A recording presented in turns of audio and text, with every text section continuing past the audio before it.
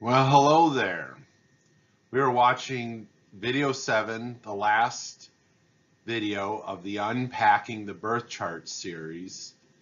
And this video is examples of unpacking birth charts, and I am Seth Roback. So in this video, we're going to look at birth chart examples. We'll look at 4 charts of people women in particular, of 4 different phases in life. We'll first look at a young 3-year-old girl, pre-Saturn return, first quarter of Saturn. We'll look at her chart. Then we'll look at a 28-year-old woman approaching her Saturn return. And then third, we'll look at a 43-year-old woman between her first and second Saturn return. First Saturn return is around age 28. Second Saturn return around age 56. So she's 43 years old. And then we'll look at a 74-year-old woman's chart between her second Saturn return and third Saturn return. And the second Saturn return is around age 56, and third Saturn return is around age 84.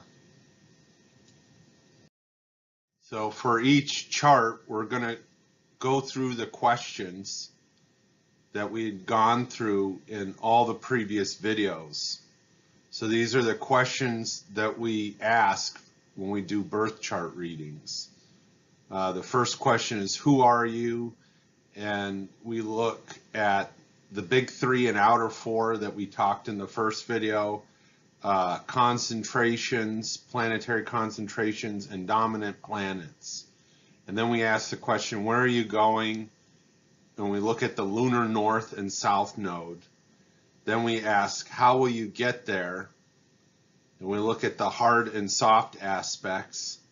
And then we ask, where are you now? Looking at the Saturn returns and the outer 4 aspects. Starting with our first example, a 3-year-old girl. So because this is a young kid's chart, we want to look at what's appropriate to ask, what's appropriate to, to say for a young child, who's just starting life. So obviously, yes, this is way before their Saturn return. This is, a Saturn return takes 28 years. So if you were to divide that into quarters, it'd be 7 years per quarter. So she isn't even, she's still within her first Saturn quarter. So what do we want to look at for young kids? We want to, that, because we're pretty much doing this chart for the parent. The child's not going to sit around and listen to a chart reading. It won't mean much to her. But what do we want to tell the parent? We want to talk about the child's emotional temperament, discuss interests, maybe how they are with their friends, what kind of friends they like, maybe their learning style, their education, their relationship to parents, and then relationship to siblings, if there are any siblings. So the first question we're going to ask here is, who are you? And we're going to look at the big 3, the Cancer Sun. Notice that it's on the cusp of Cancer and Gemini. So the Sun's on the cusp there. So she has characteristics of both of those signs. We'll look at the Moon in Virgo moon, and then a Taurus ascendant right here. So Cancer Sun on the cusp of Gemini, that makes her outer kind of self-expression, basically, have characteristics of Cancer, which is sentimental, emotional, at times moody. So if we were to talk about a temperament, there might be some moodiness. But also on the cusp of Gemini, which is talkative and curious. So that's also part of her temperament too. Now, when we look at Moon, that rules Cancer, and that's in Virgo, which is also intellectual like Gemini. So it gives her a analytical, emotional nature. You know, she might be the kind of person that likes things just so, for a kid with that Virgo moon there. And then looking at her Taurus ascendant, that's ruled by Venus, her chart ruler, um, which is, Tauruses are very much into their possessions, into their things. They're very sensual, sensory oriented. Shows she might be a kind of child that needs to touch things and hold things, needs to be outdoors a lot more, that sort of thing. So then when we look at the time that the outer four kind of shows the historical time period at which she came into this world, was in 2015. And what I notice here is that she's part of the Capricorn Pluto generation, which, at this time, there's the collective, looking at transformation happening in government, in corporations, kind of a fear of corporations in the zeitgeist of this particular, we're still in Pluto and Capricorn, so that kind of shows where we are in the historical time period. And then Neptune is sextile Pluto, so there's a kind of a spiritual awakening during this time. That's been going on for a while, through many of these generations that we're going to cover in the future charts. So anyways, so we want to look at the concentrations here, which are pretty even, in terms of her fire, air, earth, water. Those are all pretty well represented. If we look at the modes, the cardinal, the fixed, and the mutable, those are well represented as well. So pretty even spread among the elements and the modes. In terms of her planets in the hemispheres and quadrants, I noticed that all her upper hemisphere is all the outer are the outer four planets, and her lower hemisphere is her personal planets and Jupiter. So what that makes me think of is that she's more acclimated, or her personality is more geared towards her personal life, but the outer planets sort of pull her out of her shell and make her deal with the world at large. So that's what I see there. Her dominant planet, her ascendant is in Taurus, so her chart ruler is Venus here, that's in Leo. And so that's her chart ruler, that's conjunct the fourth house, or conjunct the Imam Coli. So that's and it's also conjunct Jupiter. So that's a very important planet, is Venus, which is, love, beauty, sensuality, art, being an artist. I could see her being focused in the arts. Also, she has Mercury in Gemini, which is a final dispositor, because Mars is in Gemini on the cusp here. So, that would rule the 12th house, Aries. So that kind of has a presence as well. So being intellectual, curious, that sort of thing. Her sun's on the cusp of Gemini. Moon's also ruled by by Mercury, being in Virgo. So yeah, those are kind of her important planets.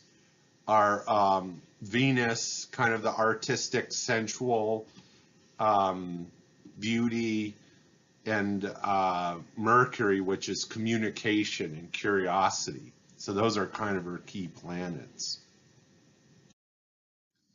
So let's look at where are you going. Now, of course, she's just starting off life, so her emphasis is more going to be in the South Node. And then, as she goes along, she's going to learn skills in her North Node. And her South Node is kind of conjunct the 12th house, so somewhat imaginative, maybe a little bit daydreamy, maybe a little struggle to focus at times, but also very Aries, which makes her competitive, have a somewhat competitive nature. So she's learning how to,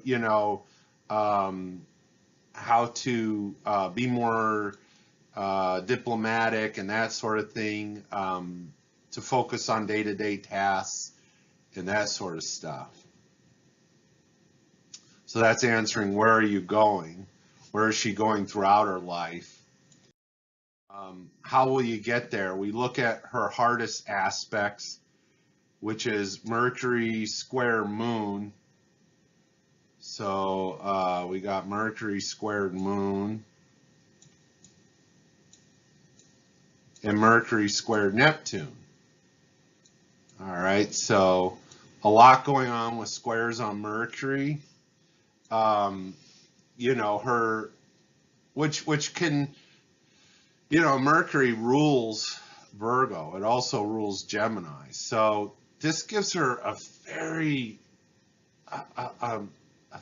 inquisitive, curious nature, almost restless, that she's maybe trying to learn everything all at once. And again, Mercury and Neptune, there's a certain element of dreaminess, of kind of being in another world in her imagination. So that might be a little frustrating for teachers, who are trying to get her attention, because her attention is everywhere, and then it's in her and then it's in her imagination as well. So when you look at her temperament, she has that kind of imaginative nature. So now we looked at her soft aspects. These are the things that come easiest for her. And the one I see that really sticks out here is this, obviously Venus and Jupiter are both very lucky planets, or they're known for being very lucky. So she has a certain element of good luck, and it kind of comes through her nurturing parent, probably her mother. So there's just this feeling of feeling graceful. And then it's trine this Uranus, which means that that's in the 12th house, that she can kind of be her own self, her own individual. I really see that in her chart. That her being artistic and spontaneous, is really exciting for her. I think she has some artistic talent there that I can see. Also, there's Mercury quintile Jupiter and Mercury biquintile Pluto. So Mercury and then Jupiter, which is 72 degrees away, and then also Pluto. So she has a quintile and a biquintile, which I think is very interesting. So it forms 3 points of a 5-pointed star, if that makes any sense. Which shows that, she's actually quite profound and quite wise in a sense. There's a certain wisdom that she has and a certain ability, and the Pluto's in the 9th house. So ability to kind of look deep into things, into philosophy, and to communicate very profound concepts that, because it's conjunct to Venus, would come out artistically as well. So she has a lot of profound insight in her. Where are you now? Well, she's in the first quarter of Saturn, like we talked about. It's only, the first quarter is within the first 7 years. Now let's look at, I see currently transiting Saturn is trine the moon, which would have a lot to do with her mother, maybe a certain um, structure and organization and changes happening at home right now. That these aspects wouldn't affect her directly. They'd most likely affect the people around her. So there's a certain order. Saturn creates order, and the moon is emotions, home, family. So support of family. There's also transiting Neptune, which is opposition the moon as well. So there's some perhaps some how could I say, certain things that are happening on a spiritual level, on a dealing with certain things, and then on an organizational level with home and family right now, with her emotional environment, getting the support that she needs. So that's our first example of a 3-year-old girl. Now let's look at the 28-year-old woman who's approaching her first Saturn return. If you look, Saturn, it's approaching her natal position of Saturn probably within a year. She's not married. She's figuring out her career. She's just, finishing up her undergrad degree. So let's take a look at her chart. Who are you? The big three. She too is a Cancer.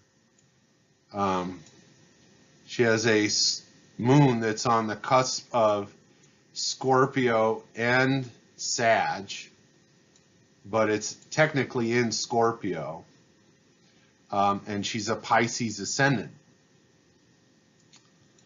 And so that's a lot of water. She's all 3 waters there. So she's going to be very emotional. Now her moon's also in Sagittarius, so there's a little bit of fire there as well, which gives her, a little bit of confidence, a little bit of, confidence in her ideas and that sort of thing, or a feeling, an emotional connection with philosophy and higher education, that sort of stuff. So it makes sense she's, majoring in philosophy, that, she feels, she feels an emotional connection, that actually regenerates her to think about big ideas and that sort of stuff, because it's on that cusp. But that also she has a Scorpio moon, which is about inner transformation, death and rebirth, exploring taboos and secrets and, those sort of things, sort of in the 8th house a little bit too. Quite far away from the Pluto though. So when we look at her outer 4, she is the Pluto Scorpio generation, which was around the time of the threat of, in the mid 80s and early 90s, where there was a real threat of sexuality and AIDS and, and all that kind of stuff. So that was out in the media at that time of when she was born, around 1990. But it, I kind of see this generation as the generation that transforms society, because Pluto's in its rulership. And here it's a final dispositor as well, Pluto and Scorpio. So they will take all those survival instincts and transform them, all our collective fears, everything in our society, and transform that sort of stuff. And, it disposits the moon, there's this kind of stellium that's in Cancer, and then these branch out to the other houses, the 10th, the Leo, Mercury, all these different ones, which goes to the Venus, and then of course she doesn't have any. So anyways, there's kind of a dispositor tree that that all stems from this Pluto and Scorpio. So that this kind of zeitgeist that happens with the Pluto and Scorpio generation will be something that's very powerful in her life. Also, there's a she was also born during the Uranus Neptune conjunct. Now it's still wide. It's not a tight conjunct. They're got right on top of each other around 1993 when, I'm sorry, 1993 through 1995, I would say, when the first web browser comes out. But there's obviously 90s, early 90s, late 80s. There's a transformation happening collectively that shows we're entering the information age. Personal computers. I remember at this time I was in college, and they just introduced what was called GopherNet, which was, the first kind of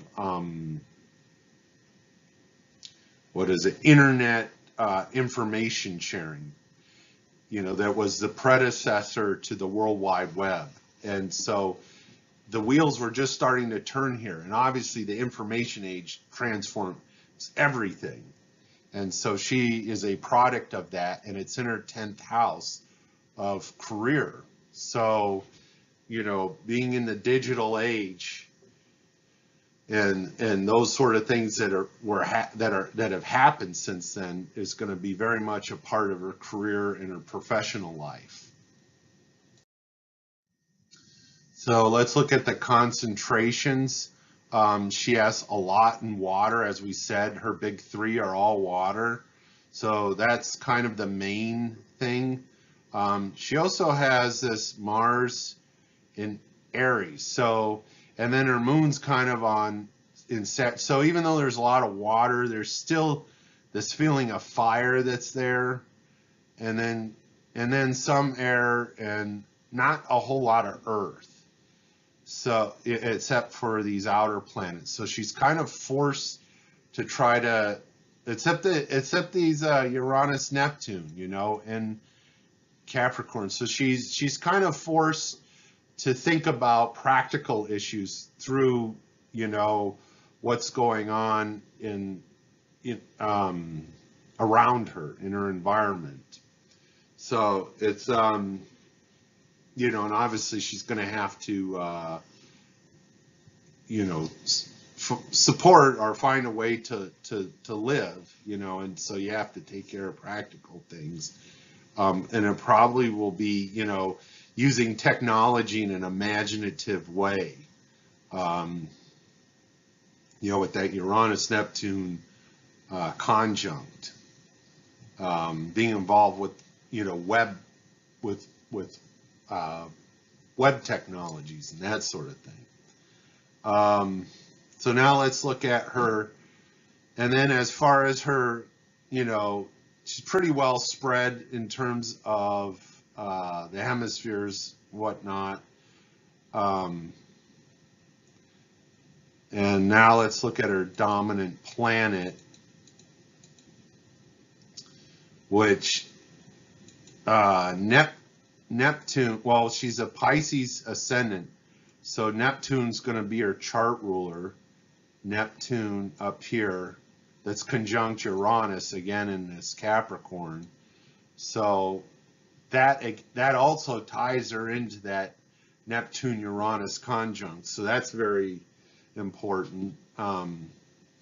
Sort of, her imagination, her collective unconscious, a lot of that is going to be in this kind of creative, spontaneous realm that sort of came through the internet. And then also the Aries Mars is big, and I think also this Pluto, in Aries Mars, because it's kind of in the first house approaching the second. So there's this element of needing a certain level of excitement or action, being physical, competitive. And if you notice, there's a lot of, it's in the middle of a T-square.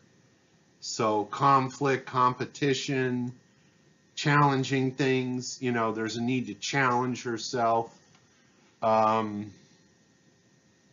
And then also Saturn. So she has quite a few planets in their rulership. Saturn's in its rulership as well. Pluto's a final dispositor. So yeah, there's a lot going on in terms of dominant planets. I really see this Neptune as sticking out for me. When I talked to her, she said it was more, she felt it with her Mars quite a bit. And these things do change over time. So you never know what will stick out and later on. Certain things stick out earlier on than later. So it's always hard to tell. So where are you going? So her south node's in Leo on the, approaching the 6th house cusp. And then her north node's in Aquarius, approaching the 12th house. So, and it's kind of in the 5th and 5th getting towards the 6th, and then the 11th approaching the 12th. So, so she sees herself as somewhat, came into this world seeing herself somewhat as a center of attention, of wanting to be the lead, the leader, the performer, and that she's more going towards, fitting in with, or being a part of a community, being, with her friends, are being free in a certain sense, not necessarily having the lead, but maybe just being a team player, being able to dream of new ideas too. Uranus is very creative and spontaneous, and also using her imagination and that sort of thing is very, which I think I see this Uranus Neptune, being both inventive, being an inventor, but as well as being imaginative at the same time. That's kind of where she would go, that there would be maybe creative ways that she would express herself. But, so she's learning these things. She's learning how to do that. So how will you get there? Well, looking at her hardest aspects is this Mars T-square. Now, Mars thrives under adversity because Mars is a war god and he needs to be strong. So he's squared this Saturn in Capricorn, and then so Saturn's in its rulership, Mars is in its rulership. So this square is really kind of a powerful square. There's something in her that can overcome any challenge. It doesn't matter what. Now it's also squared Jupiter, which means that she's very rebellious too. There's an element of rebellion against the cultural values or what people, and this Jupiter here is aspected the Sun and the Mercury. So there's something in her that wants to rebel, as well as, but also can be very disciplined. Interestingly enough. And Jupiter is in its exaltation in Cancer. So she has this, that's very, there's a strong family when you see Jupiter, or values that believe in the family, but kind of very strong family values, that sort of thing. But there's this Mars wanting to be independent, wanting to be her own person, self-determined. So there's a struggle with that, with the family values, and also her Sun and Mercury in that. So it's very much influenced by family, her identity. But then there's also a part of her that wants to be her own person and do things herself, not be too influenced by that. And then she also has this incredible discipline with Saturn. So I find that very interesting. And then also, there's this Sun, Mercury, Jupiter opposition, Neptune, Uranus. So, yeah, everything seems to point to this Neptune, Uranus, and there's this opposition with Sun, Mercury, Jupiter opposition that, which means that, you know, she's kind of pulled out into the bigger world. She just wants to kind of focus on herself and her own family and everything, but she's kind of pushed out into to get a career and to climb up the ladder, you know, using her imagination, using her inventiveness, you know, so there's that too. But there's a struggle there because part of her doesn't want to leave the home. So how will you get there? Looking at her soft aspects, this Pluto is trying this Sun, Jupiter, Mercury, you know, from the 8th house. So there's something in her that can go very deep into philosophy, that can,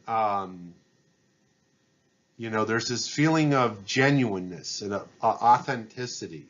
And it's also sextile her Uranus, Neptune. So this Pluto here kind of resolves this conflict of this opposition.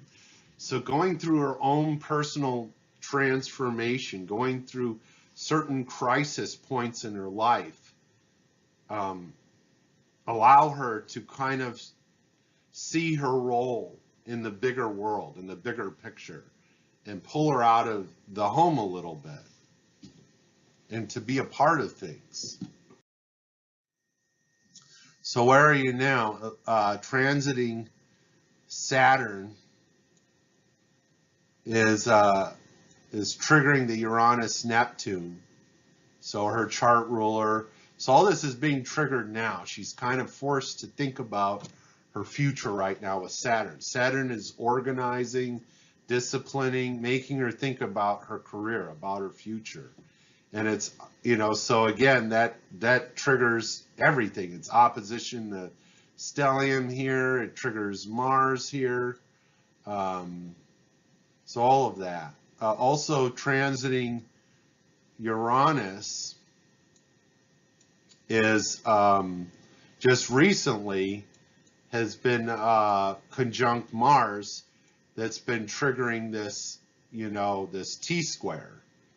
So there's a need for her to kind of discover her freedom, and also has to do with, you know, that masculine energy. Mars is a male symbol, so perhaps a man or whatever that challenges her, gets her out of her comfort zone, gets her to think about bigger things.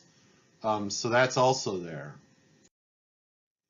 There's also transiting Neptune, which is in the next, I would say, 3 years, will cross over her ascendant, and is right now squared Venus. So this is a time she has to be careful about addictions, any kind of addictive behavior. Venus is about pleasure, and Neptune, you got to be careful, you know, with those sort of things you can get hooked on, you know. Neptune can trigger that.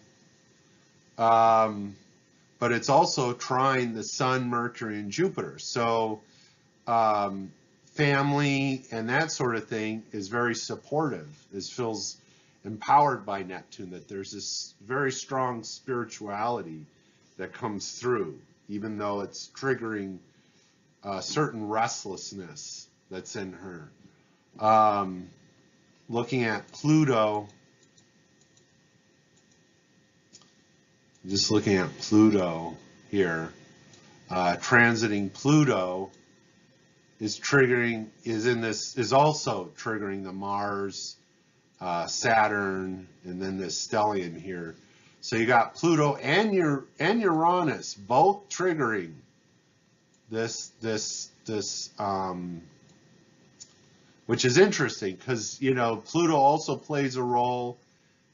So there's definitely a deep transformation happening into her that for me feels like it's telling her who she's to become right now, as she's approaching her Saturn return, and it's all coming through this Mars square and through this Pluto trine sextile. It's just kind of this, it's this funny energy that goes back and forth, between this opposition that are kind of mitigated by these peripheral planets on both the left and right side, Mars and Pluto.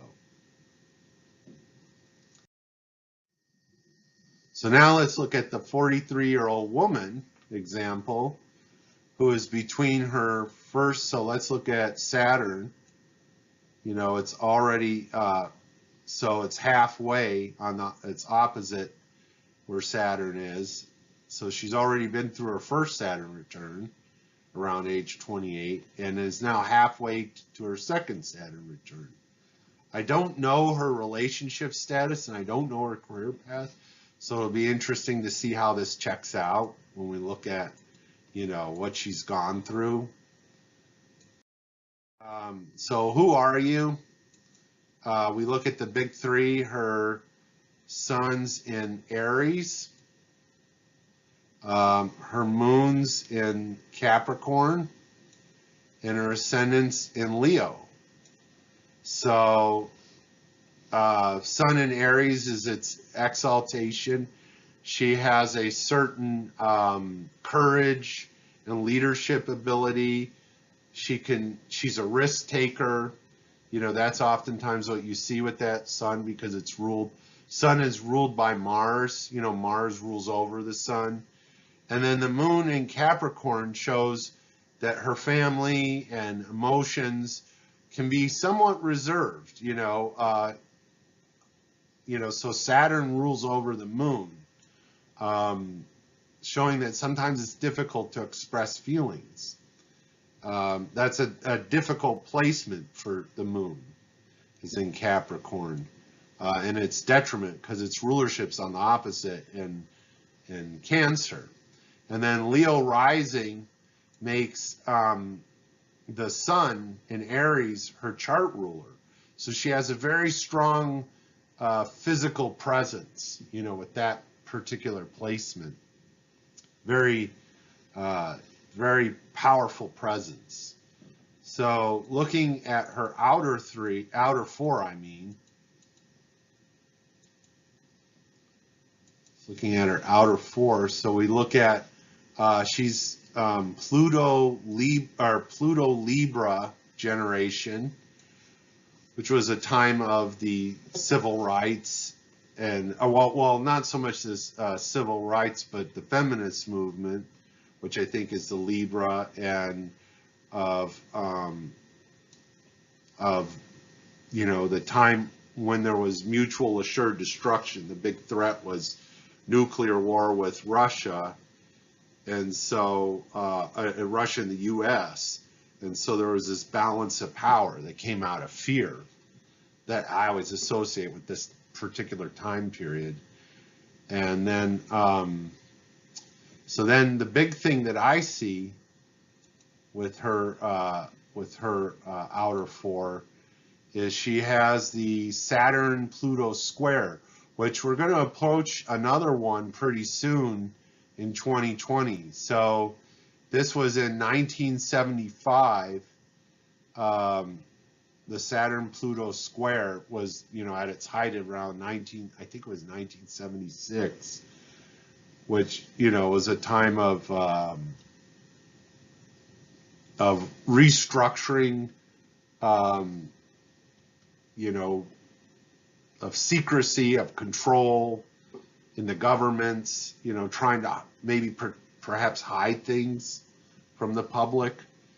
So there could have been an element of secrecy around that time period that she came in.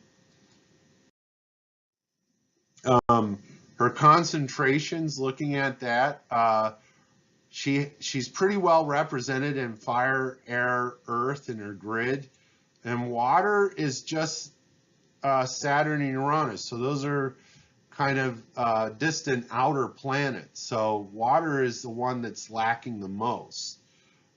She has some air, but I'd say she's predominantly fire and earth, which is this what oftentimes you call the steamroller. Their leadership, and then like concrete results. So they're always going towards things that they want, that they desire.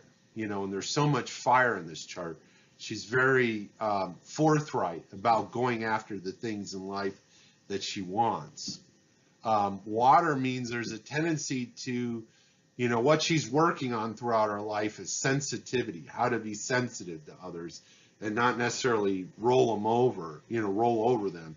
Same with the air, that's a little bit challenging for her, though she's got Mars in the air sign, Mars in Aquarius, so that helps to some degree as well. Her dominant, so if I look at her dominant charts, dominant planet in her chart, really what sticks out is this sun.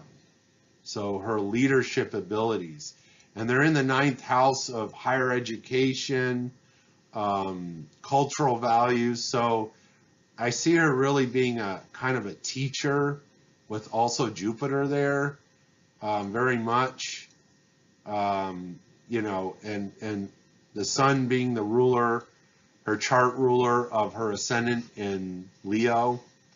So very, very strong. Also, she has a Taurus Venus. So there's which is, pretty close to the 10th, having a lot to do with artistic, sensuality, possessions, luxury, that sort of thing, certain luxuries. And then Uranus conjunct here is near the 4th house in somewhat of a Guacalan sector. And then you got the Saturn outlier, which also forms a T-square. So, that Saturn-Uranus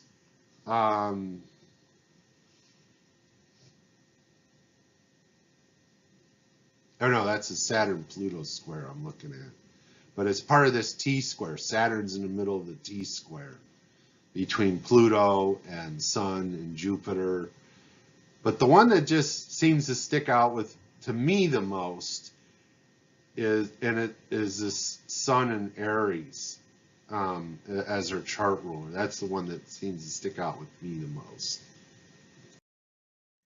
Where are you going? Okay, so her north node is in Sagittarius, and it's pretty close to this kind of a loose conjunct with Neptune, and her south node's in Gemini in the 10th, but approaching the 11th.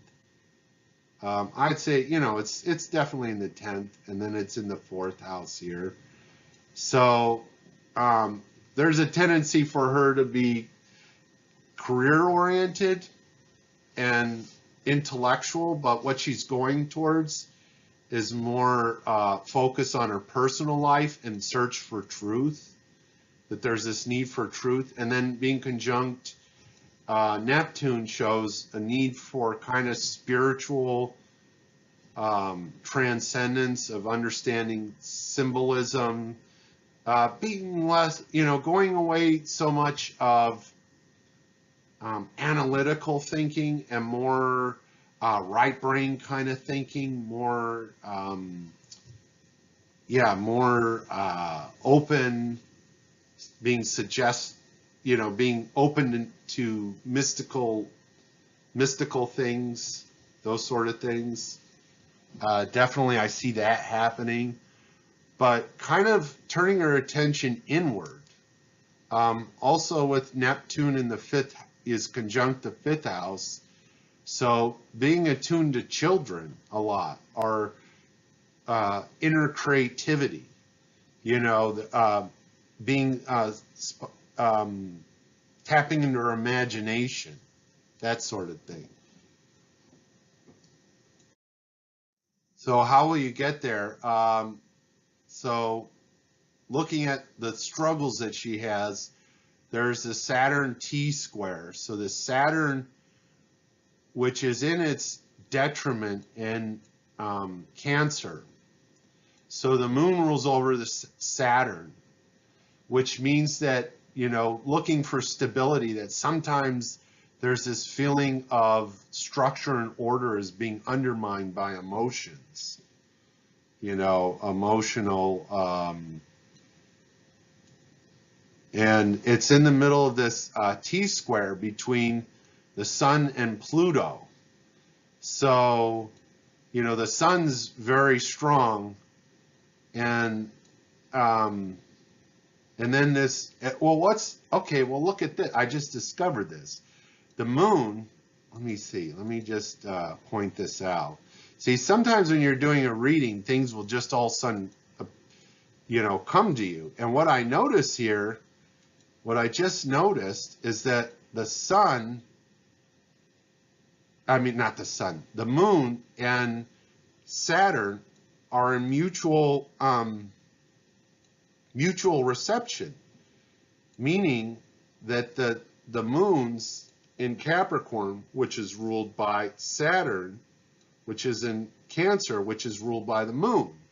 So the moon and Saturn have this mutual reception, and I just saw it right now. So meaning that they kind of feed into each other. This need for order, this need for structure, this need for emotional security, they're both in each other's detriment, You don't want Saturn ruled by the moon and the moon ruled by Saturn, but the fact that they exchange with each other is that she's kind of balancing out these energies, this kind of discipline, this stern energy with emotional fluid energy, So I see that as being a big thing that she's learning about, or, that has to do with this, with what's going on here. And so this Saturn is in a T-square with Pluto and with the Sun. So maybe growing up, there was this feeling of like there were certain secrets that were never told. Pluto being in the third house, has to do with information, maybe relationships with siblings. There might have been difficulty with siblings. And then it's all squared in opposition to the Sun, which has to do with their sense of self-expression and their leadership abilities.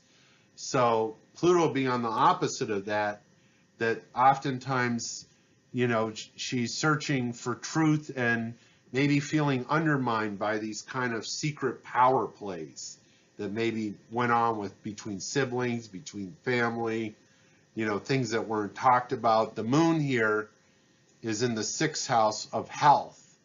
So there may have been some,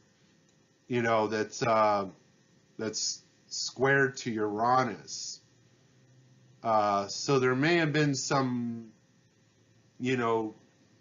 disruption at home or in the family, certain changes, that came about, that I see here. Also, there's this Venus-Mars squared. So that's also another struggle. Now, Venus-Mars squares, and her Mars is in Aquarius. So that's kind of a freedom Mars, fighting for freedom. That's on the seventh house. So this, attracted to men that maybe it might sometimes be difficult to get to commit. And Venus in Taurus, its rulership, is about possession, consistency, wanting to hold on to things. So there's this kind of maybe difficulty getting certain commitment from men with this kind of Venus-Mars square, but also it's in her wanting to be free to some degree. So Mercury, okay, so there's that.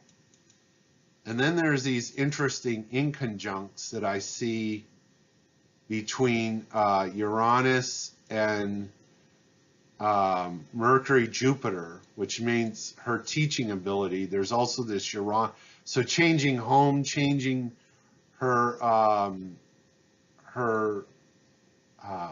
stability underneath her, sometimes makes it hard. It's confusing when she's teaching. Being a teacher. Also, this Saturn has an inconjunct with Neptune, so. There's sometimes there's a feeling of instability there. So that's what she struggles with. Now the soft aspects are the Sun trine Neptune, which gives her visionary abilities. I look at that as having prophetic abilities, and it's in the 9th house, and the Neptune's in Sagittarius. So she has an ability, because the sun in mythology was one of the gods of the oracles, and Neptune's about accessing other dimensions of consciousness. So I see her as having this ability, and this kind of offsets all the struggles she has with Saturn and Pluto and secrecy. Is that she can see things, she can get visions about stuff, and it taps into her creativity, into being with children, and into her destiny of who she's to become, when she turns her attention inward. Also, I noticed there's this Moon trine Venus, so that offsets a little bit of the tension with Venus and Mars, that she's able to create a home environment that has a certain structure and order through Capricorn, that's comforting to her Venus and Taurus, that needs certain, perhaps certain luxuries, certain wealth, certain pleasures. She's able to attain those things through her moon, through her home environment, through her family, and maternal as well, through the mother. Okay, so where are you now? So she's between her first and second Saturn return. We talked about that. Right now, we also talked about how Saturn is opposite its natal Saturn. But what's interesting about that is that it, Saturn's in a T-square, but with the transiting Saturn forms a grand cross. So it's completing a grand cross with all the cardinal signs right now. So everything's being triggered. This conflict of emotions, families, siblings, everything's being kind of brought up to the surface right now. And then that Sun is so that transiting Saturn there is pretty significant. Also transiting Uranus is squared the moon right now. So there might be, and her moon, right, is already squared Uranus in her natal chart. And so Uranus is on the opposite side is kind of on the opposite of natal Uranus. So that's forming a T-square, which can make her, right now on an emotional level, it might feel like the order is being disrupted, like changes are happening, new things are happening, and it can be a little bit upsetting. So that's what I see going on with Uranus right now. And you know, Uranus rules the seventh house of relationships, so it could be something having to do with that. That it's, you know, filling a certain and it's, you know, next to the coli, so there could be some upheavals there. So let's look at Neptune. Transiting Neptune right now is trine her dominant planet of Saturn. You know, so Neptune is helping out Saturn, which, you know, it helps kind of offset this confusion between her need of order and then these visions that she's having. Well, right now it's starting to make sense a little bit more, kind of how to get back that sense of structure that she's looking for. Transiting Pluto. Let's look at transiting Pluto. Is approaching a moon conjunct. Wow, she's got so much going on with their moon right now, with Uranus and Pluto. Right now, Uranus and Pluto are just a little bit outside of a square, transiting Uranus and Pluto. So anything Uranus transits, Pluto transits as well. You know, so Pluto, Uranus are almost, you know, we're at a square in 2012, and Uranus has obviously moved on since then. But, you know, so Uranus is affecting her moon now, and then Pluto is starting to affect her moon, which is a total emotional upheaval, you know, of really, but she's going to come out brand new from it. You know, that's what Pluto does. It's like an exfoliation. It scratches off all the dead skin off of whatever it is, you know. Think of a snake shedding its skin. So on an emotional level, you know, she's getting rebirthed, you know, but you got to go through a death process first. And so all these changes, maybe certain feeling of unpredictability with relationships, all of that's kind of affecting the moon right now. And so, you know, she's going to gain a new sense of herself as this Pluto goes through and transits in the next couple years. It'll be a complete rebirth. So now let's look at the chart of the 74-year-old woman who is past her second Saturn return, approaching her third. So let's look at where Saturn is. Saturn is here. And again, just about, well, past an opposition. You know, maybe it was opposite last year to the Saturn that's in Cancer. She's retired. I know her relationship status is divorced twice, widowed one time.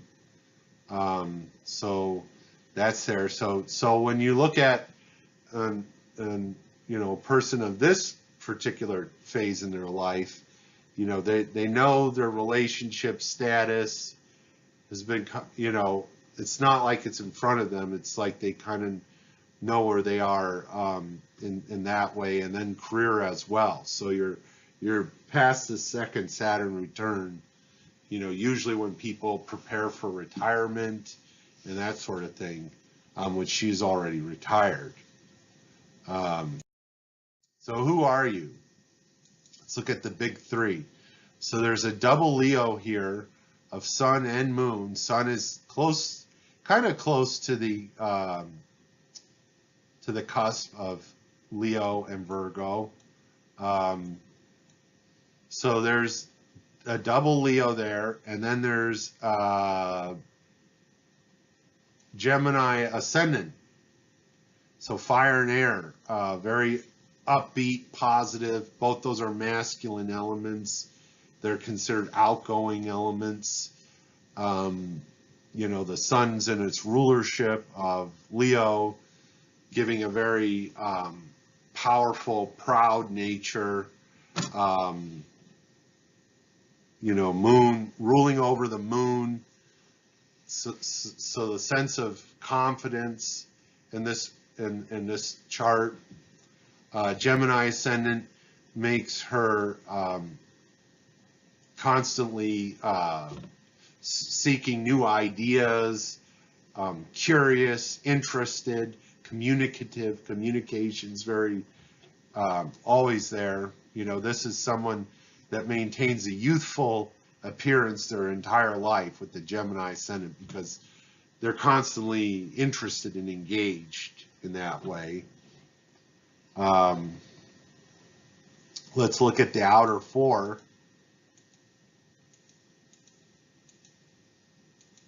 So you got the Pluto Leo generation. She was born, towards the end of World War II. And I think of Pluto and Leo as sort of the collective threat was dictators, obviously, because, World War II was, Hitler and Mussolini and, Stalin came out into the forefront. So this was a time of dictators, of authority, of control, And so this generation was also called the silent generation, who, you had to put your head down and work hard and just, you didn't want to, at the time was McCarthyism and the Red Scare, that a lot of creativity and self-expression was kind of stifled by the fear of, in this country of, coming out that you were a communist. And I just think about this time period in general as being kind of a pretty scary time, to be born. It's not quite yet baby boomer, which happened a few years later.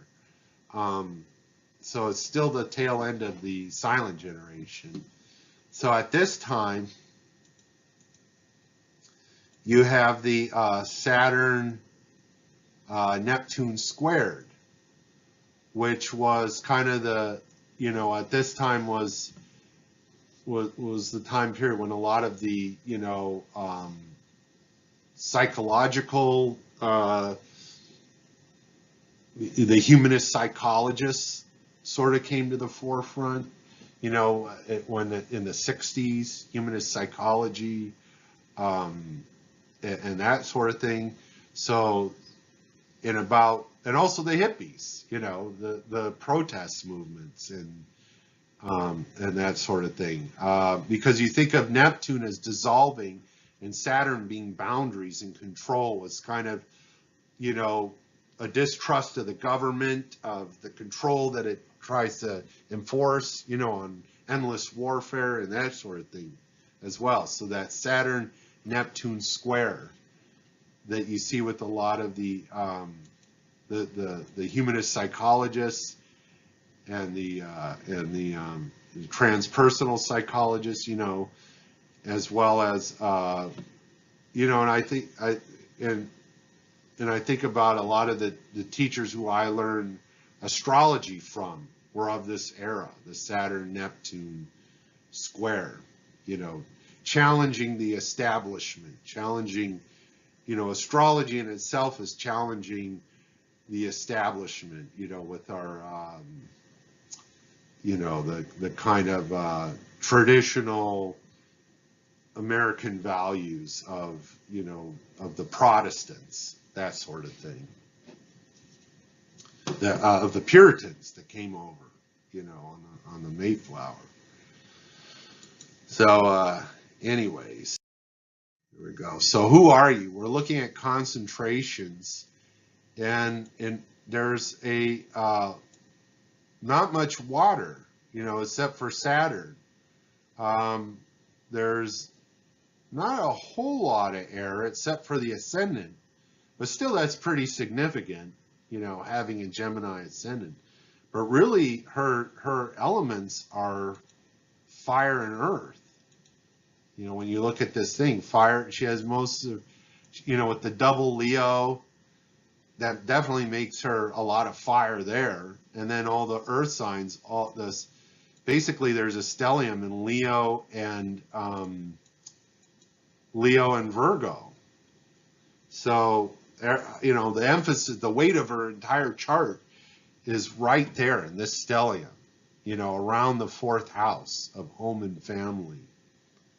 And also kind of spreading out into the fifth house of children and self-expression. So a fourth and fifth house stellium there. So when we look at her dominant planets,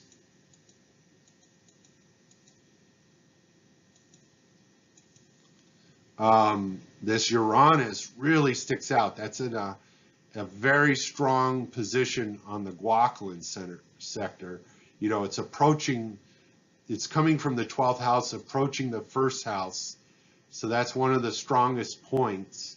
So Uranus is very, very prevalent there, making her someone who is spontaneous, freedom-oriented, an individual, but also can work with groups, but progressive thinking, futuristic thinking. Also, the sun's a final dispositor. So this leadership, this courage that you find with the sun is also very strong. And also Mercury's a final dispositor too. So Mercury is very strong. So I'd say these three planets, and it's the chart ruler, Mercury, Uranus, and the sun. So ideas, innovation, freedom, and self-expression. And, a lot of that having to do with home and family, with creativity. All this is very strong in her chart. So where are you going? When we look at the North Node, it's in Cancer, but it's also kind of on the cusp of Leo as well. And it's approaching this third house cusp. It's a little bit of the second house as well as the third, and then the South Node is in Capricorn, Aquarius, that's, approaching the ninth house cusp, but kind of in the eighth house as well. So how do you look at this North Node, South Node combination? I see it as kind of going more towards the personal, less focus on what other people think and more on what has meaning for herself. That earlier in her life, it mattered more what other people thought about her. And then as time went by, she really learned her own value through her own life, that to be somewhat removed from, social status, from being out there, from, the ninth house, which has to do with cultural values, to the third house. So being more open-minded, less tapped into the mainstream cultural values and more into her own communication and self-expression, but also focusing more on home and family with Cancer, focusing more on emotions. And the second house has to do with financial security, where Saturn's in. So finding more financial security for herself, but doing it on her own terms. That's what I see, what she's going toward. How will you get there? Her hardest aspects, this Venus squared Uranus. Venus squared Uranus is pretty strong. And Venus is in its fall in Virgo. So there's a struggle with, oftentimes it's relationships of, having very high standards. But it's kind of close in conjunction to the Jupiter. So good fortune that can happen. But Venus and Uranus means that, her changing identity, changing, sudden changes in relationships. Again, maybe finding hard to find commitments and things like that, because Uranus is so independent. Herself wanting to be independent. Um, and then you have, so not settling for just a conventional relationship. That would never do. Needing unusual ones. And then, there's a Saturn squared Neptune, that was the hippie movement and the self-realization movement, or not self-realization, but humanistic psychology and, the new ideas that are there. Saturn rules the 8th house of transformation, and Neptune rules the 11th house. Saturn being in its detriment, meaning that oftentimes, emotions ruling over structure and order and discipline, of making, certain changes, that sort of thing. So that's kind of a difficulty there. Saturn is in its detriment. Yeah, so anyways, those are the hardest. Looking at the softest aspects, we have Venus conjunct Jupiter, which kind of offsets, so there's good luck, good fortune that she has in sort of, with her relationship that kind of offsets this square to Uranus. Sun is quintile Uranus too. So amazing abilities to be prophetic, have a certain element of prophetic abilities, to be creative, a lot of creativity. And it comes through in the 4th house of understanding emotional foundations, conjunct the moon. So there's those kind of strengths that are there. And a lot of sextiles here with Pluto and Uranus is sextile. Venus and Jupiter are sextile Saturn.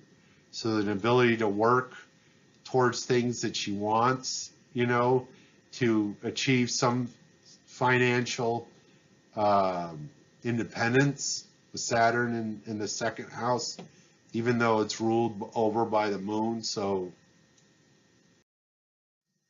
where are you now? So she's past her 2nd Saturn return. Right now, Saturn is transiting Saturn is trine natal Venus. So very good for long-term relationship right now.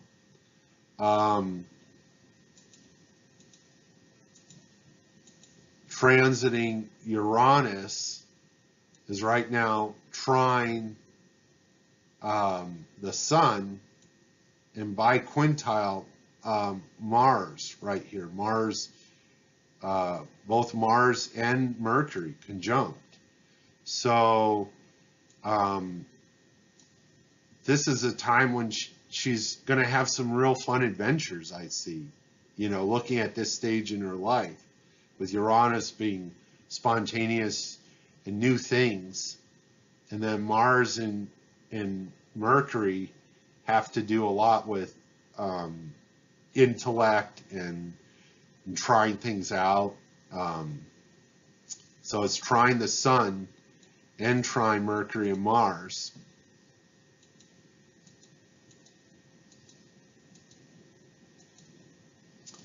And then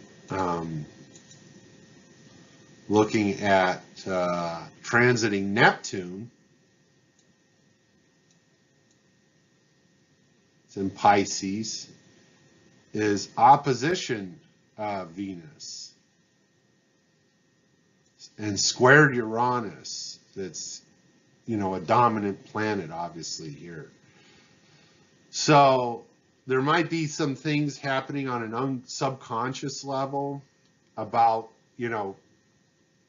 about that's on the, so even though there's these great things happening with Saturn trine Venus, of having stability, there might be this feeling of inner restlessness, of confronting that, particularly since it's Neptune is opposition Venus and squared Uranus. So a certain unconscious things are coming up with relationship and with sense of independence. So that need to be free. That there's something there. Also, transiting Pluto right now is trine Mercury and Mars. So again, I see this kind of adventure with, Uranus and Pluto are both trine this, well, not Uranus, was it trine the, Mars. So Mercury, Mars. So Pluto, now that could lead to confronting certain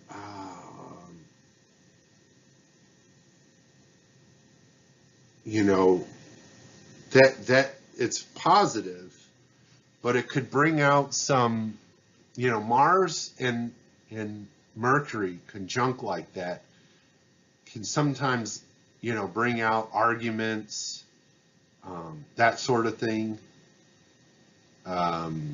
conflict through words, ideas, and Pluto there is kind of stimulating it. So there might be some buried stuff that comes up. That's what I kind of see right now happening. Some new ideas though too. Okay. So what do we take away here? So we looked at some examples of unpacking birth charts. We asked the 4 big questions: who are you? Where are you going? Where are you now? And or how will you get there, and where are you now? And then we're looking at the package delivery analogy. We're looking at that, and then we looked at 4 charts of women with at 4 different stages in life, based on the Saturn cycles. So those are 4 different approaches to charts, that determines how you look at a chart. So this, we're just completing this series, and we have learned this real cool way to deliver a chart and how to present it ourselves. So do we have the starch? Let's see, I'll take that out. Do we got a starch collar? Yes. Do we learn how to crease our pants? Do we learn how to clean up our chart, get a spiffy chart, and then how to do a snappy reading, using the 4 question methodology? So we deliver this chart, it's real nice, clean, snappy, spiffy, and you can just, obviously there's subtle intricacies. There's, never one way to just read a chart. As you saw when I went through these charts, I discover things as I go along. You just got to follow the stream of consciousness. So it's not all, snappy and spiffy. Sometimes it gets a little bit sloppy here and there, but that's part of the art form of it.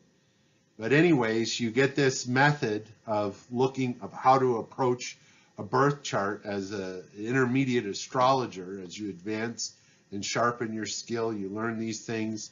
What you got to, so you've completed this series here, gone through all these steps of learning how to ask these questions. And yeah, so what you do now is just read a whole lot of charts, and then you develop your strengths as you go along, as an astrologer. So thank you very much for watching this series, and I hope that you got a lot from it. Feel free to leave comments and thoughts down below. And I look forward to you all becoming real potent, pithy, and powerful astrologers. Thank you very much. Bye now.